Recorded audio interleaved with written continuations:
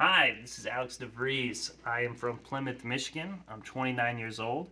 My patron name, also Alex Devries, to make sure everything's nice and easy for you guys. And I'm here to tell you about my favorite Commander story. This happened about 10 years ago. We were going and playing and slinging cards and spells in my cousin's basement. And back then, we did it the old school way. We had 6 or 7 guys all with these decks playing it for like 2, 3 hour games. It was absolutely terrible, but we loved it. And sure enough, one of the games we played, my buddy Nick got bounced in the first 30 minutes and had to sit there for another 2 hours.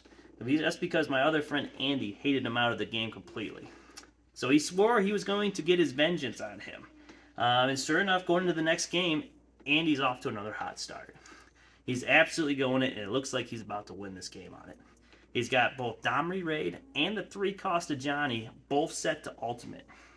So he pops them both, getting the Domri Raid emblem, giving him haste, trample, vigilance. I think he even gives a double strike or something. He had a couple anthems on the field pumping his creatures.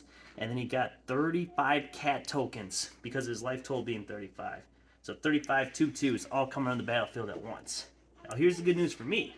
I was playing Azorius Merfolk on the day, Sig River Guide, and I had Intruder Alarm out with a Drowner of Secrets and 11 Merfolk. So I was able to tap all my Merfolk and mill 11 cards every single time one of those cats came into play. So with 35 triggers on the stack, I had enough triggers to be able to mill out the entire table. Only problem is, I knew Andy was still going to have a combat step before anyone drew a card.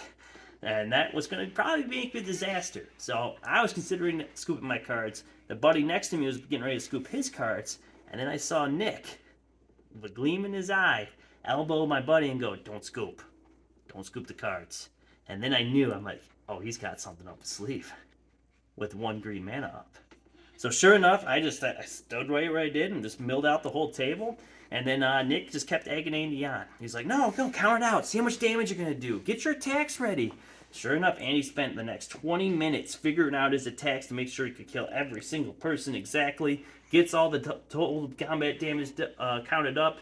Asks for blocks. We say no blocks. And then that's when Nick throws the one spell in his hand he had and goes, Fog? Negated everything. All combat damage gone.